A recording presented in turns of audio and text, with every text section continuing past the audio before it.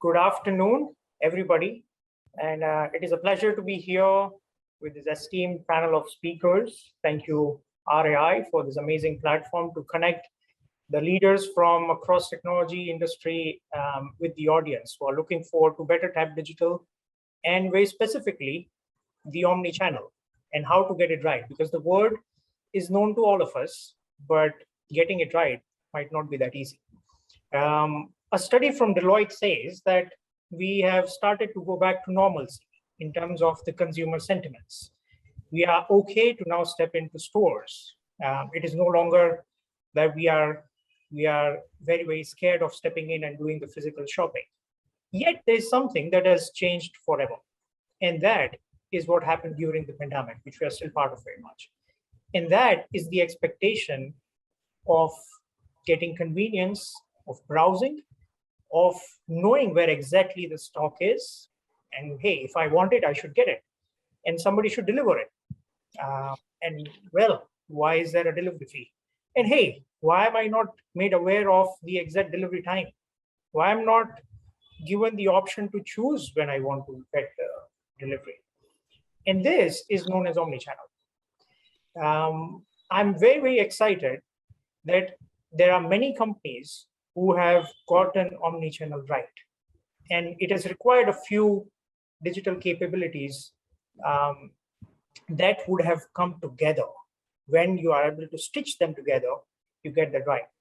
I would be touching upon a few areas with the experts here on the call to understand their learnings. What were the challenges they had in making omnichannel work for their industry and companies, and learn from there, ask a few questions, and look forward to an engaging conversation.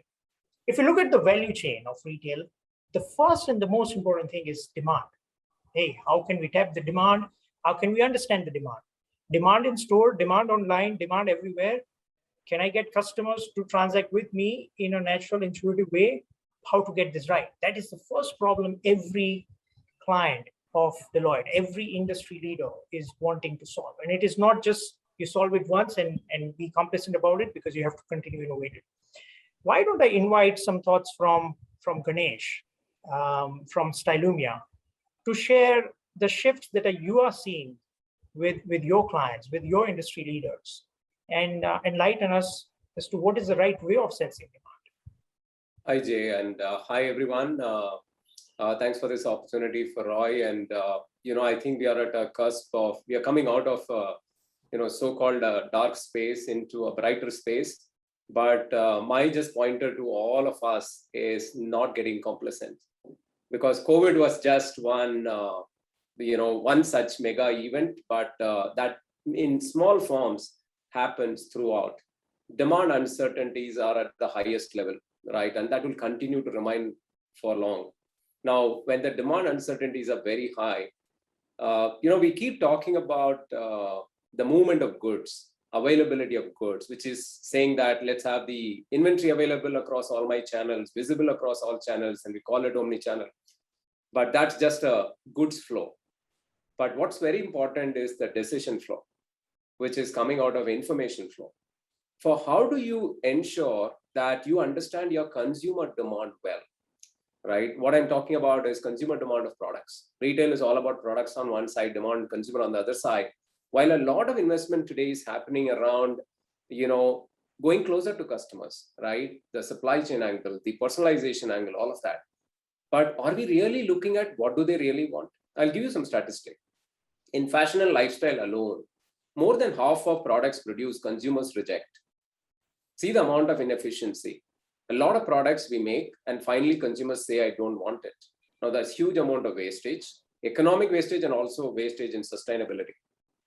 Now, how do we solve this problem is tilt the pyramid of push-based product launches to pull-based, which is to say, how do I dynamically understand consumer demand? That too in a market like this where things are changing. Now that's what was triggering us to start Stylumia in 2015. Now, what we are doing is analyze consumer data of products, not just locally, globally, across all categories, be it fashion, lifestyle, jewelry, shoes, home, any category you take. We work from spirits to lawnmowers, to drilling machine, to fashion apparel. Now, what do? We do consumer research on steroid. We study each of the products online over time period, looking at various demand signals and decode something which is not available, right? Which is demand. So we come back and provide to our brands and retailers, what are the winning trends, not trends, right? What are the winning trends in their categories? What are the category trends, geography trends, attribute trends? Now, how does that help them? It helps them to take the following actions, right? One, what trend to spot, what products to launch. That's a key question, which is number one, what, right? The second question that all of these brands and retailers equally look for is, it's not about getting the product right, it's also getting the quantity right. So I'm going to make a statement, I think just pause for 30 seconds and reflect on it, is there is no bad product if you made the right quantity. Just reflect on it. There is no bad product if you made the right quantity. Therefore, quantity estimation is equally important. Now, how do you estimate demand of a new product which you have never launched before in a different channel or in a different store or in a different city at that granularity, product level, store level demand, right? Estimating months ahead is going to be a big challenge. And this is something that we also do using some advanced prediction system. And the last one is, you have researched the right product, you launched the right product, you made it in right quantity, but you need to be making it available in the right location, right? For which is the distribution problem, which is the where and when problem. For just to summarize, saying that you need to solve these three fundamental problems apart from having technology which will enable you to position inventory and making the inventory transparent, but getting the right inventory and putting them in the right place, it's a very, very important decision, which can actually elevate your P&L metrics anywhere between 30 to 50%. Revenue velocity, inventory turnover, and profitability. And that's what we have seen with a lot of clients, including the Fortune 100 clients globally. Great. No, very insightful, Ganesh. And I think if I have to take one thing away from that capability that you mentioned, is it's not enough just to have the rear view mirror and always just look at what has been working well for us, but rather develop capabilities, infuse that in our tech landscape, where you're able to predict it, where you're able to see the signals outside of your data that you currently own. So it's exogenous data that such a platform is able to churn and in real time give a decision support system. So very, very important.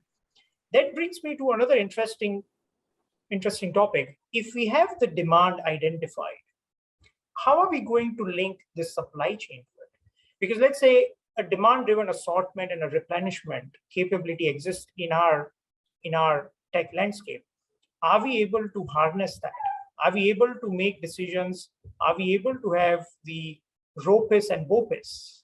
If you reserve online, if you book online, can I get it on store and make the full transaction frictionless? The supply chain is at the heart of it. I wanted to touch upon how supply chain evolution has been playing an instrumental role in making the omnichannel work. Siddharth, if I can ask you to share a few pointers of your experience in driving some initiatives in this space. Definitely. Thank you, Jay. And Ganesh, from your point, I think the one takeaway that has struck me from a supply chain perspective, as Jay mentioned, is working towards a pull demand. Because increasingly, spray and pray, which is what retail largely used to be about earlier, is no longer going to be what will work in the future. We need to be able to understand what the customer wants and deliver it to him quickly. And that quickly and conveniently, as Jay mentioned, is what we are working towards, and I'm sure many colleagues on the panel and our competitors are working towards. And one big lever to reduce the amount of time that our customers can get exactly what they want is to look at the opportunity of warehousing in every pin code, quite literally, right? I mean, we have stores across the country, and each of them can deliver to their customers who are located within that geographic pin code. And we are working towards solving that, which is essentially a hyper-local sort of a approach towards fashion, because we are in the fashion industry, treating fashion like grocery, getting the item to the customer within 3 hours, and more importantly, being able to work like a warehouse despite being retailed as a store. And that's something that I think unlocks huge opportunity without really upending the entire business model that modern retailers are based on.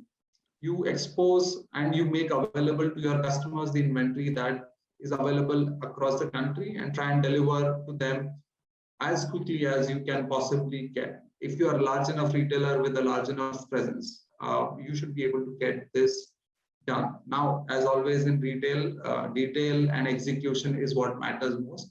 And that's where a lot of energies for us and for our competitors is going to be focused on. And I see that shift. I see that trend over the next 3 to 5 years, where, as Jay, you were mentioning yesterday, Kitty, you were mentioning, customers in China are expecting deliveries in 13 minutes.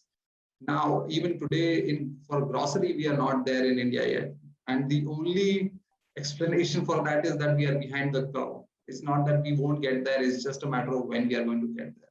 So I think that from a supply chain perspective is definitely something we'll work towards, and that will improve margins. It will reduce, as Ganesh said, it will reduce the 50% of products that customers don't really want in the quantities that we buy. Some customers will want it, but not too many of them.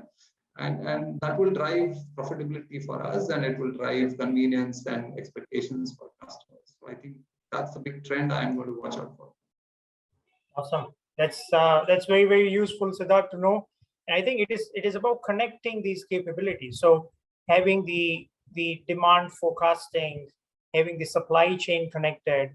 But how do we do this at scale? Because oftentimes what we have seen, most clients do POCs. I mean, there's perpetual POC all the time. So we are always doing a proof of concept. We are doing a pilot. But hey, are we able to scale from that POC? Are we able to institutionalize that?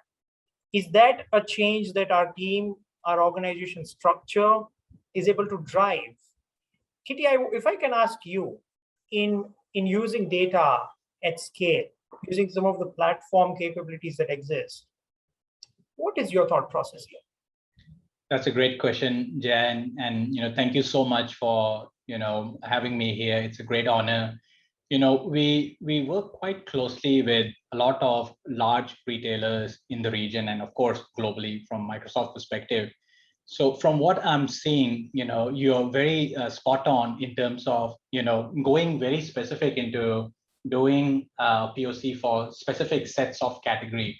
Because if you look at the demand forecasting, it also has evolved over a period of time, right? And there are a lot of data sets which doesn't exist inside the retailer's organization. So there's a lot of external factors which influencing, the demand curve as well. So I'll give you an example. Because of this COVID-19 situation, we were working with an F&B retailer in Taiwan, where they were making ready-to-eat meal boxes, and the way that they wanted to approach is to reduce waste. So that was the KPI that they wanted to drive. Now, in order to do that, we had to bring in a new way and a new approach to this with reinforcement learning. So this is a very new way to do a demand forecasting, and we pick very specific category.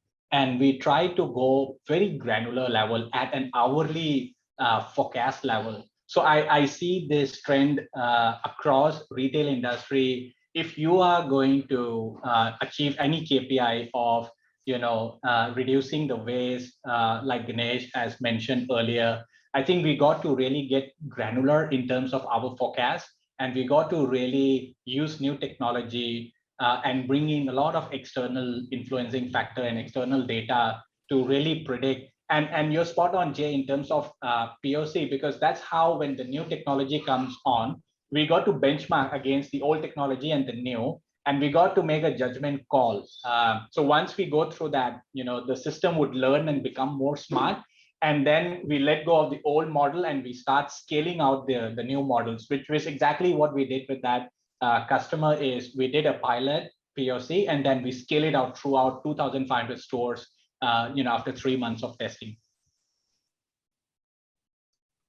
Awesome. Now, I think scale in India is all about scale. And in India, we often say there are multiple India within India.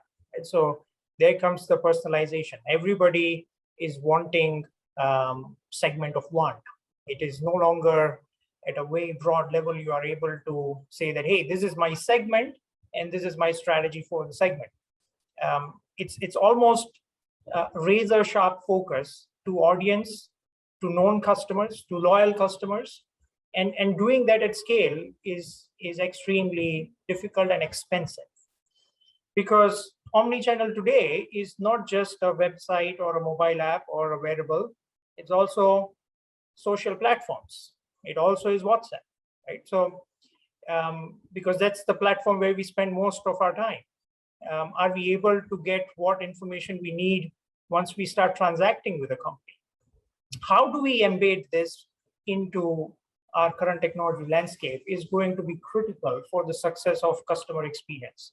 So Ravi, if I can ask you, what are the shifts that you are seeing after emergence of social as a channel and communication and time that is being spent on platforms like WhatsApp? And how can people integrate some of these capabilities to their advantage? How can companies take advantage of that? Yeah, thanks, Jay. Great to be here, and good afternoon to all of you. So as Jay mentioned, what's becoming more important as we talked about, getting the demand right, getting the supply right, and micro-targeting.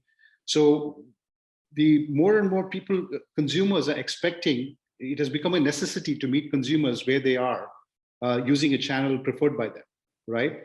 So businesses are realizing the importance that of this trend. Actually, it's got accelerated further with COVID, right? There's a huge digitalization phase that's happened where people have started incorporating an omni-channel engagement strategy. Before, you don't know which channel is going to take off, right? In India, it's WhatsApp. In Latin America, it's WhatsApp. It's Line in Thailand, and Viber in some countries in Southeast Asia, WeChat in China, and so on and so forth. So people, and if you have to have a global strategy and trying to engage them one-on-one globally, it requires you to have kind of an omni-channel engagement strategy that not only you can personalize the information exchange with the consumers, but also you're able to make it interactive, targeted, and contextual across multiple touch points so that you get the ROI that you want, right? So that's kind of what we've worked with several leading e-commerce and retail brands to help them transition to kind of this omni-channel customer engagement strategy, where they want to transform at scale, right? They're not trying to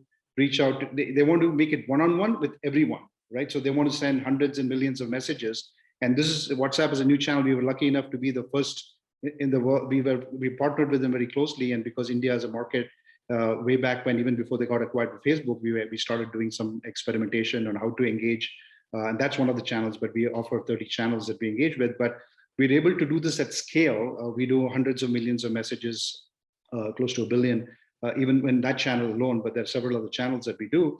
So to doing this at scale across retail conversational use cases across the customer journey, like conversational marketing, conversational commerce, conversational support. The businesses want to do this to increase the brand loyalty and revenues, and also have better cross-selling and upselling. So what we have noticed is adopting kind of an omni-channel engagement strategy has enabled businesses to achieve better customer experience, and that translates into better customer satisfaction. Some of the typical ROI that they've seen is the increasing CSAT scores by 20%, and their revenues go up by 15%. And the cost of serving customers is reduced by 20% because you're where they are, it becomes one-on-one, it's easier, it's scale. You can do it with a lot of automation and personalization using conversational AI. And they also, whatever they invest in these type of omni-channel engagement strategy, the ROI is over 20x.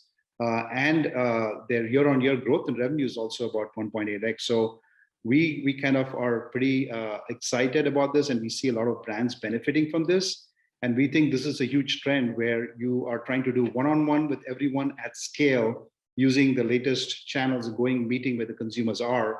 And this, I think, is a trend that will stay and it's kind of getting more and more codified with COVID, and India is catching up, right? I think it was prevalent in some of the other countries. And as Kitty also said, right, China, they do 30 minutes. when you have all these things, when you are able to know where the customers are, where they are, you contextualize it, personalize it, you can do these things. And that's one of the things I think our online to e-commerce trend is like just 5% of where China is today. And there's a huge opportunity to do this using a lot of these digital platforms. Great, Ravi. And I think going directly to consumer, having that stickiness, continuously knowing what they want, what's top of their mind is every company's dream. And doing that direct to consumer, D2C, Right. for any brand that has been earlier, multi-brand outlet, now they are exclusive brand outlet, but hey, now there's 100% D2C omni-channel. So Anil, if I can ask you, in addition to demand forecasting, in addition to supply chain, in addition to doing the personalization at scale, what are other challenges that you believe companies would need to embrace and be ready for solving to get the omnichannel right? Are there other levers that one would need to put? Yeah, thank you, Jay. There are levers, and the one which is inside out, if you have to look at it, is your employee, your skill sets in your organization. That's one big challenge. And second is a mindset. I mean, just put it on a larger platform, saying it's a culture. What is a cultural change? What is a mindset change? That's something which is highly challenging for multiple organizations because of their maturity levels, right? While this the whole omnichannel aspect brought in a lot of opportunities, there's opportunity to, one, upscale. Second, get your processes right. There are new channels which are open up.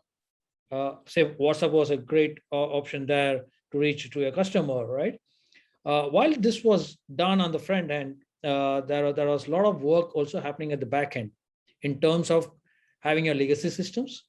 How do you move from your legacy technology to something which is way in future, right away, from a legacy standpoint of view? And while you're doing this, there's a huge change management ratio which plays around there. How much do you want to keep it in legacy? How much do you want to move it to your new technologies? How would they interact with each other? And how would the people element work with all of this? Because no matter what technology you put, what front ending you do, what process correction you do, there will be still this element of people and their skill sets. So that's something which I think is a top-down approach, if I have to call it from a cultural point of view. How do you start moving it down, percolate it down to the last brand ambassador of yours at the store, at the offline store, or at the delivery last mile, the front end various of ours? How do you put it into them? How do you make them accountable for what they're trying to do and show them the impact of what they're doing at that point of time? So that's something which people are overcoming around it, and with the help of collaborative modes or internally by themselves.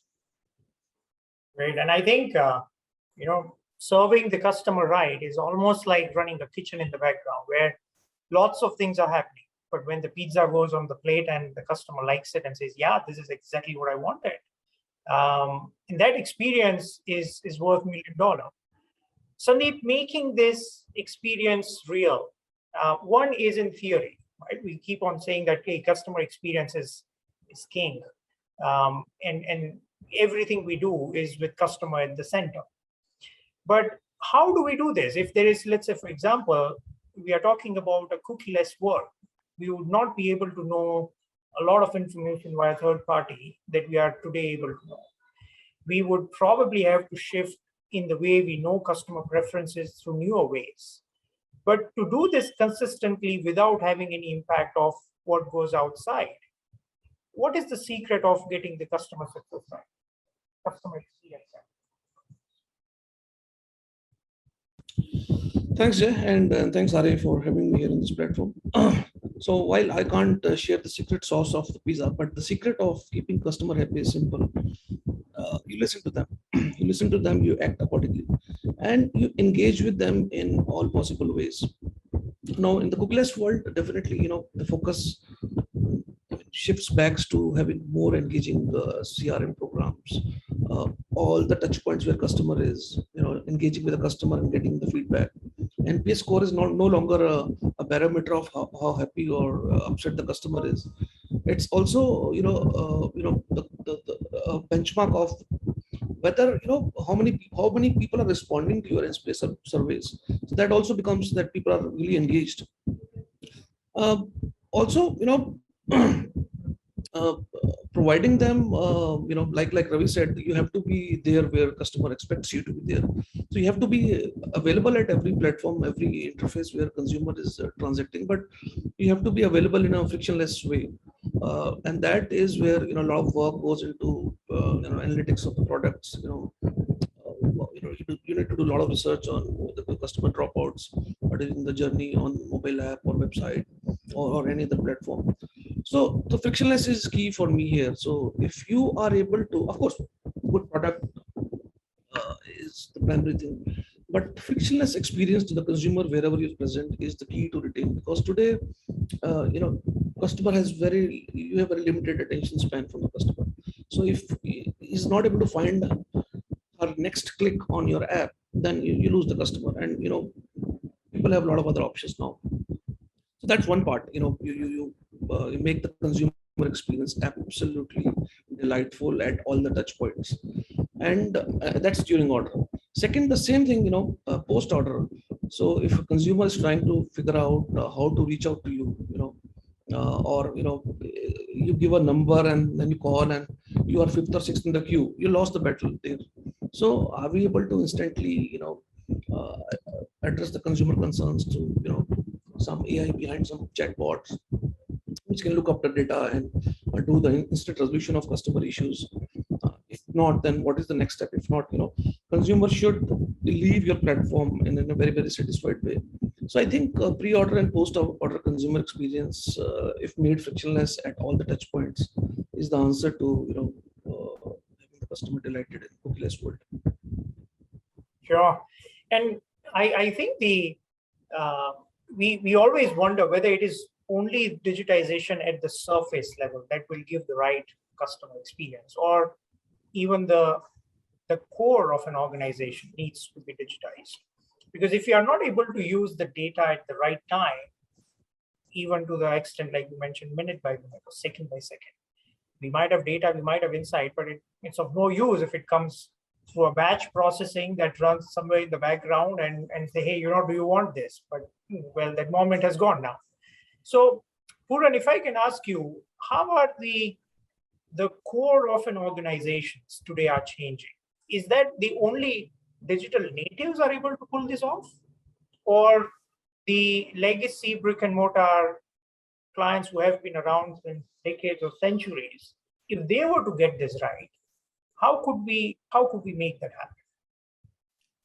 happen? Thanks, Jay, for asking the question, and thanks, Array, for getting me on board. Okay, so Jay, if you see the digital transformation which has happened in last 2 years, thanks to COVID, it has challenged everyone. The biggest challenge, as you rightly said, the brick and mortar guys, or the guys who are running the shop without any technology. I won't say without any technology. They were using technologies like Tally for accounting. They were using technologies to sell their products on marketplaces. When D2C entered the market, they thought it will not work. But COVID has made them compulsory to start getting the things at home, getting the things delivered at home. So that's why they started working on the WhatsApp. Then suddenly they started using WhatsApp business account. They started keeping the people. They were dedicated team members to understand and the kind of orders they are getting and deliver it. But the smaller players, the small section of the countries, I would say the tier 2 or tier 3 cities, if you go even in tier 1 cities also, if you see, you will get malls and there'll be certain number of shops. But if you go down your building or on the streets, there are n number of shops where you can get the products what you are looking for, whether it's a fabric, whether it's a shoes, whether it's a food or everything. The way Swiggy and Zomato has enabled everyone, like you can order anything from Swiggy and Zomato. Now in Swiggy and Zomato case, a retailer did not have to invest anything. They just have to pay for the order based on the contracts they have, like per order commission or the whatever terms they have. So there was not much of technology requirement for the restaurant guys, okay? But they were able to sell a lot. They were able to serve the customers. Now, in order to increase customer satisfaction, they started giving good offers, whether it's Swiggy or whether the restaurant itself. The competition increased because in my vicinity itself, there are 10 restaurants. If they don't like the food, they started changing the restaurant. So it was easy for a customer to change the shops compared to the other one. So technology is definitely helping them. I see it's not a much of technology. If you see in retail fashion also, Meesho, which has started using social commerce, they have enabled a lot of the shop owners to start putting their stuff on the platform where Meesho is going and connecting the customer. So customer satisfaction has been taken care of Meesho guys also only. Customer retention is taken care of the shop which has been taken. So I don't see the technology is challenge as of now in the current scenario. Anyone, whether it's a small owner or small shop or big shop, they have to connect the dots. I don't want anyone to invest or reinvent the wheel of technology. I don't want to get them worry about what, okay, I'm using a legacy technology, or I don't have a technology team, or I have to have invest high value amount, or buy more stronger servers, more PCs. Nothing that sort of is required at the moment. And the way D2C is happening nowadays, everyone wants to try and get on board these retailers because these are all aggregators. They are not them. They themselves doesn't make anything. Be it Oyo, or you talk about Ola, you talk about Uber. So Swiggy, Zomato also, they don't make any food, but they are technology provider. Now, if you have a technology provider in the industry, I would suggest people not to invent. Let's do a tab with them. That's a strategy I would suggest to everyone. Do the tab with them, start serving customers. You may have to start tweak your offerings. You may have to tweak your cost discounts. But the biggest challenge remains over there, which I see, which a lot of people, when I go on the ground and I talk to shop owners, they said, sir, I can go with them, but the problem is that they are taking away my customers. Which means the control which I had on my customers long back, like I'll give you example of a Kirana store, okay, or say global fashion, which I work with, or jewelry company, which I again work with. So we used to have a loyal customer. That loyalty is lost because of Swiggy, Zomato, or any of these companies, or Big Basket, if you say, or in pharma, if you see 1mg or NetMeds. So customer loyalty is getting lost. So the owners are not able to control the customers, which is why we would still require this. Obviously, there will be some player who will try and get around some technology and work out wherein your customer remains with you and only technology solutions being provided. So that gray area remains now, at least for the next 6 to 8 months, I can see that will remain there unless the law comes in. Plus the data privacy law, which we keep on talking, like there will be cookie-less world. But I think cookie-less world will not be an issue because a lot of people or a lot of companies have moved to a mobile app sort of technology. Though we may not be able to get a personalized information about the customer, but we can understand what is the customer buying behavior, or what customer, how much time he's spending on each app. Okay? Right now, there is no control. If you are using Android device, you can get a lot more information, which not many of us talking also. I don't think so people are talking about anything what you can get access from an Android app. And when you install our app, we ask n number of permission, and customer by default give, because they don't have time to go through permission, read your terms and condition, and they just provide everything. That's where a lot of information getting stored on the various servers and getting hacked. And even though customer know, okay, my data chala gaya, it's okay. What do I do? So I see this. There is no challenge for the small players, but at the same they have to keep watch on how they may lose the customer in future. Pooraan, I think very, very hard-hitting facts that you put here right in the middle of the conversation. 3 things I took away from that. One, the entry barriers are low, so it's level playing field, right? It's not that the biggest are the only ones who can get access to this technology. With cloud and subscription model, almost anybody has got access to all this digital capability, which is great. But the second point, which is a challenge, is erosion of loyalty. Because with that, you have got multi-sided platforms or aggregators, what you mentioned, are able to take away the interaction. The system of engagements are with them. right? So where the customers engage, where the behaviors are, is all with the platforms, it's all with the aggregators. How do you navigate this? Any perspective from anybody here in the panel? I think this, which really accelerates adoption of digital, but at the same time, there are pitfalls that one should watch out for. What is the right strategy? Yeah, my 2 cents, would be that, the product still is important, right? Even now I have Swiggy. If I like a certain restaurant, I will still order, and you still can't take that away. And if you take that, level to, a different types of industries and all the stuff, we talked about understanding the pull-based demand, right? Earlier, I think Ganesh mentioned that. And what we were saying is that now when you become micro-targeted, you have to know what exactly do they want, what do they prefer, looking at their preferences and going one-on-one with them, that's still there, and doing the research to figure out the right demand, the right product, and the right solution is still there. There will be multiple technologies that will enable you to deliver. As you said, some OBOCs guys are doing the delivery in a very efficient way.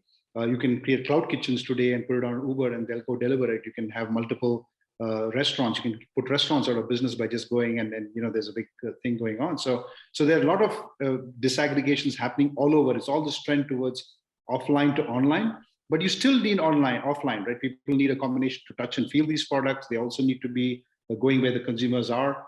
So I think that offline to online thing, and then the control over customer will always be there. But as you go and adopt cloud messaging technologies like we have, or any other technologies others are providing, these are just tools for you to communicate with the consumer, have more micro-targeted products, and do it more pull-based, and kind of do better demand aggregation, forecasting, and then use data. But I think it just improves everything, so that then the whole differentiation is all about what are you offering and what is your differentiation about your USP that the end consumer wants, that nobody can take away from you. That's my 2 cents on this. Yeah. And, Jay, I would like to, sorry, go ahead, Kitty. No, I just wanted to, briefly share that I agree with what Pooraan was sharing just now, is to partner with the aggregator. But from our experience, we feel that it's more for the, smaller size retailer or a mid-market segment players who might not have resources and muscle to build their own first-party capabilities to integrate and engage with the customer, right? Our experience in working with large global clients, you would know the names. It could be Chipotle in the US, $6 billion revenue, or it could be Starbucks, or any large players. They would definitely want to build their own first-party customer data platform. And the connection point between online to offline is the mobile app. So generally, these large enterprise companies, also including some of them in India, they would definitely have their own mobile application where they can connect with the customer and deliver the value to them.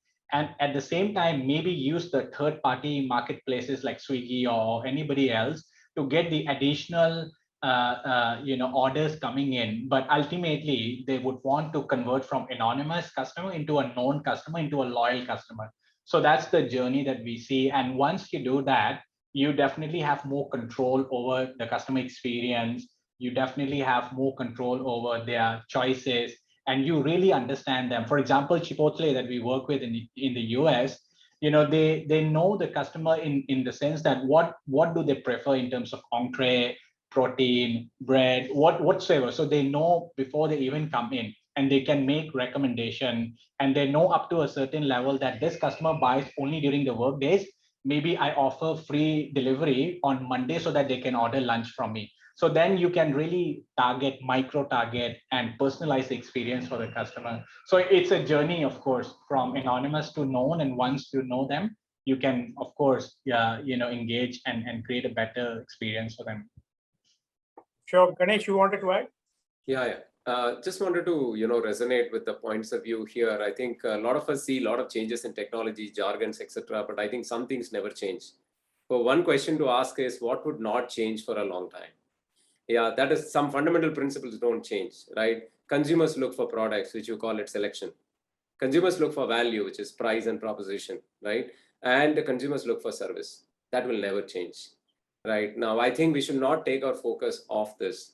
right? For example, taking focus, I'm working on omnichannel and lose focus on product, right? Fundamentally, they are selling product, right? At the same time, service, right? All of what we are talking about, making availability across where the consumer is, it's basically service, right? So I think there is a service element. While looking at service, don't lose focus on product. Keep your fundamentals intact.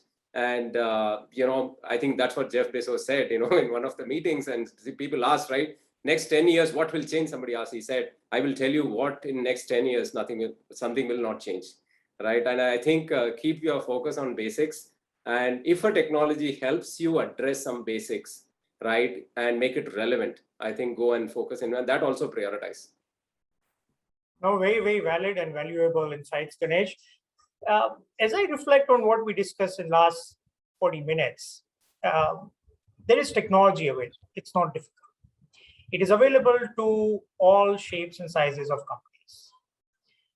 Customers are expecting the same things of great product, great value, great service.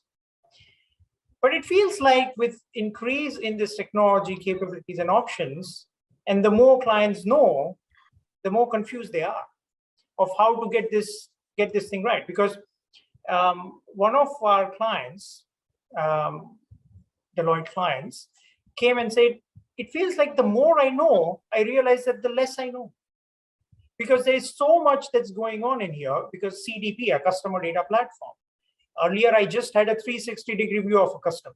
Now we are talking about, hey, can I marry the lookalike of the audience with my customers who have been transacting with us, and then identify cohorts where I can have marketing campaigns run right to increase and, in the funnel ID them and reach out with personalized offer. Well, yeah, there's a platform for that. You're going to shell out some dollars in I don't know what denominator, but it sounds like there is a lot available.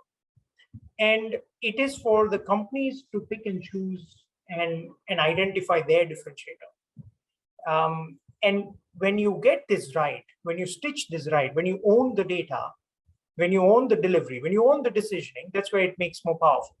Co-opetition, right? It is no longer that you alone are there to fight the battle. In the right space, if you are able to have the right partners to work with you without having the fear of, hey, am I losing revenue? Am I going to make a wrong decision to work with somebody who is potentially my competition? But I think bringing to fruition in that co-opetition is also very much required. Bringing personalization is very much required. So the theme that we are seeing increasingly that is changing in our clients is economies of scale is no longer only production. Economies of scale is about cutting down the cost in personalizing it. Because while you might have the product, but economies of complexity is where you are able to cut down your cost to personalize it is the next frontier. So I think it is extremely important that the symphonic, the rhythm in the engine that drives the organization to be more agile, to be more innovative, to drive new changes faster, and to go to market very quickly is all that is required. Now, Omnichannel has a promise, but are there any pitfalls that one would need to be aware of if they invest into Omnichannel transformation? What are the pitfalls that one would need to be aware of? I think that would be my final ask of all of you to share.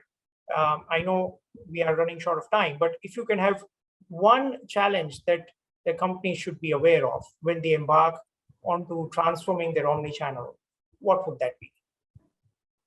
I'll go first, maybe just to tell you that, to winning the omnichannel means you will have lots of data. You will have lots of data coming from multiple channels. The question here is build the capabilities to have data and analytics as part of your capability. Because without able to understand data and analytics, you will not understand what the data tells us. And without that, we'll not be able to take relevant actions. And Ganesh, would you say that this data and analytics, everybody should have a data warehouse and they start building data model themselves and take years, or they should try and use what's available, what's proven in market, and do a mix and match? Yeah, I think like you rightly said, it's a space of competition because anything to build, even to take startups like us, right? Imagine, right, we were inside a company. It doesn't happen overnight, right? With sharp focus, it takes 5, 7, 8 years for you to build something compelling. For believe in IP, right? Everything doing it ourselves, unless it is your core differentiation, right? And believe in IP, choose partners who are able to go 1 mile deep in that area and partner with them.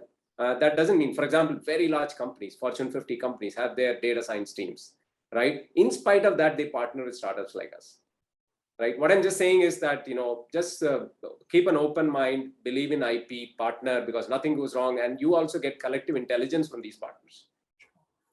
Correct. Yeah, Right. I would agree with that. I think doing it all is kind of the biggest pitfall, right? Because now there's technology available all over the place, and then there's a deluge of stuff. You don't know, there's deluge of data, deluge of technology options, deluge of partnership options, and being true to what you are offering, right? As we said, Starbucks doesn't change wherever it comes from.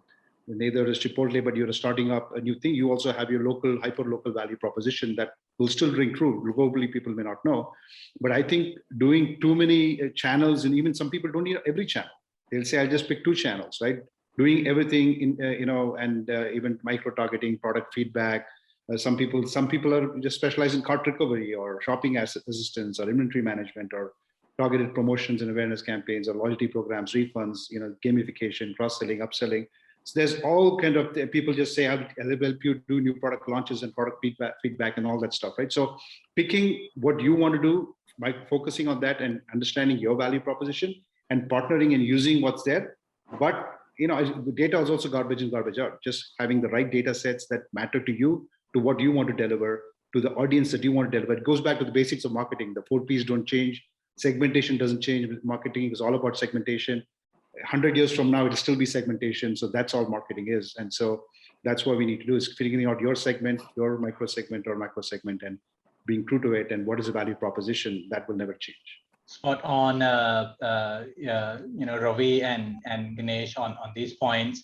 So there are, from our experience in working with, our clients and also my own journey in starting my own e-commerce and omni-channel business, there are a lot of things that we got to look out in order to avoid the mistake. But number one thing for me personally, in my own experience, is you got to know your customer. You got to create a customer avatar and really understand them. How do they shop? Where do they, go and discover the product? Where do they go and search for the review and get some point of view? Where do they actually go and try the product? Where do they actually go and end up buying, right? So these are different customer journeys. So it's number one priority is understand your audience, understand your customer, and then accordingly, then you build your omni-channel strategy surrounding that. Because maybe once you drill down into your customer profiling and understanding their customer, their journey, shopping journey, you would be surprised that they don't even spend time on Instagram, for example, right? Or they don't even spend time on Google, but they spend more time on Facebook, or they spend more time on mobile app. So you got to really understand where do they spend time and what do they do on those platforms. And then accordingly, you align your strategy of omni-channel to drive the traffic, to reach out to them, drive the traffic to your own asset, your own property, and be able to then service them and personalize experience so that you can get a higher conversion rate. So know your customer is my number one recommendation to be aware of. If I have to take that from there, Giti, I agree to one point of yours. Just to add on to that, one way from a retailer standpoint, from an industry part of it, be open to being collaborative. Be open to, as Ganesh rightly said, why don't you bring in skill sets from out, and rather than being focused internally and trying to build the skill sets, why don't you take the leap and you give it to the hands of the experts, right? And then collaborate out there to make sure that you take the next flow. I can go back, and Pooraan can again come back and say that, you're again losing customer, but it's someday going to happen to you, right? Unless until, as Ganesh said, you're not focused on your product, right? You're going to lose your customer someday or other. Now, you need to figure out how do you be relevant at that point of time for the customer, and also be focused around your product. That's clearly what comes up right now from this pandemic is be collaborative, be open to your partners, if I have to say. So I'll take it from what Anil just mentioned. Yes, we have to focus on product. Okay? What I've seen a lot of companies, the people I talk in the startup world, they're not sure about what they want to do. The biggest challenge what I see in this omnichannel journey, they see a lot of news coming in and around. A lot of the kind of news we get on a LinkedIn, on a Entero or startup world. Or for small shop owners also, they say there's a lot of competition in the market. How do I compete with these people? Technology is one which we just spoken, and we all know that technology is available. But what is missing in the owners or the founders, like they are not clear about their strategy, their go-to market strategy. How do they serve the customer? Yes, omnichannel, for doing omnichannel is not a big deal. You can do a tie-up and we can get connected with everyone. But if you're not sure about your product strategy, your product launch, how are you going to service the customers, you are going to lose again and again. You may end up spending money, but you'll not be able to serve the customer, and you'll keep regretting, like, okay, I spent so much of amount of omnichannel integration, but I'm not able to get the profits. So what I see internally also, when I met few companies, the team inside a team, now when I say you have to have a top-down approach, obviously the founders or the owners will say that I want to target this many number of customers, I want to have this many of EBITDA or profitability or revenue. But the team down the line are not aligned with each other. They work in silos. This is something which technology cannot do. There are collaborative technology, Zoom, everything is there. But if all the team members are not aligned in the organization, irrespective of technology, irrespective of market availability, you will not be able to get a market share. There are various thoughts and processes and stats available in the market where there's enough amount of opportunity available to get the customers. But again, if you are not focused internally, no matter what technology you use, you will lose the customer. Great. So I think we are coming at the top of the hour. I just quickly wanted to see if there are any questions from any of the audiences who would have logged in and joined. We discussed a lot of aspects, starting from personalization, to having control of your own data, being control of the supply chain, doing this over and over again at scale, not just as a pilot. Knowing the customer, knowing your inventory, knowing your product, staying true to what you truly are differentiating in market, because those are still going to remain your differentiators. Co-opetition and making it work, not to have the battle fought only by yourself, not chewing too much, because if you start all of these transformation projects all at the same time, it's not going to result in value. But it's the symphony, it's the right rhythm, it's the right order, it's the right combination of capabilities that you stitch is going to make the omnichannel right or wrong for you. So I would like to quickly check if there are any questions for the panel here. And accordingly, we will try and conclude the sessions. So from the admin, can we check if there are any questions for the panelists here? So while we look for questions and the pipeline get ready for it, I think if I were to summarize the session that we discussed in last 1 hour, it is about economies of scale, but in personalization, not just in production. So invest time, invest money, and make every dollar, every cent count in how you reach out to your customer. Being present to where they are. It is true not just to put up a catalog, but also to have the confidence to make the item delivered. Not just delivered, but delivered in time, delivered right first time.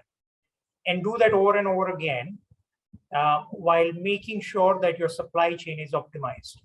The levers that are to be pulled to make this happen are working and partnering with potentially your competition, potentially some other partners. But don't be afraid, have a bold play. Have a bold play of stitching this together and having your differentiator known to the world. I think there is tremendous opportunity in making omnichannel work. There are pitfalls and challenges, but there are known solutions to them. So I would request to conclude this session with these thoughts. Hopefully it was fruitful for the people who joined. So thank you very much for all who dialed in. Thank you very much, each and every panelist, for your time, insights, and learnings that you shared.